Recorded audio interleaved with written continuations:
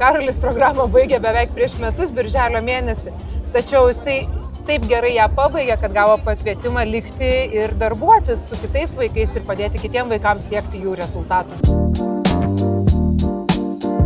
Mums, sakykime, sunkiai sekėsi rasti bendrą kalbą su juo ir gavom rekomendaciją apie Gibsono testą iš draugės, kurios ir pati draugė, ir jos vaikas buvo labai stiprus kinestetikai.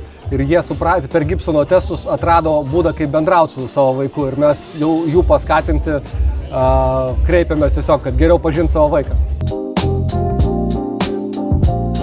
Mums tapo aiškiau, kodėl Karolis yra labai greitas sprendimuose, labai greitas skaičiavimuose, tačiau labai sunkiai priima žodinį informaciją ir kodėl mūsų daug kalbėjimas tiesiog lieka neišgirstas.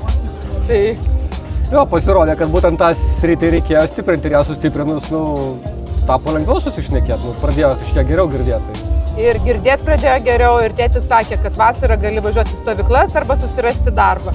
Ir sakė, bus darbas. Ir mes taip labai skeptiški buvom, o pasirodo, darbas net iš tikrųjų atsirado. Ir va čia mums ta mokykla davė labai daug.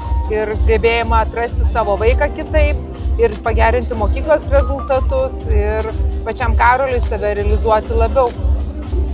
Ir šiaip duoda kiekvieną dieną, tai kad šiaip, pavyzdžiui, jam pasakyti, kad akinius užsidėk yra neįmanoma. Bet kai važiuoja į darbą ir darbe pasako, kad tą dieną negausi pinigų, jeigu ateisi be akinių, bėga, kad ir pusę kilometro akinių pasimti.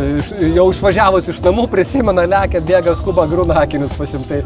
Toks atrodo smulkmena, bet ypatingai tą pareigingumą vysto gerai.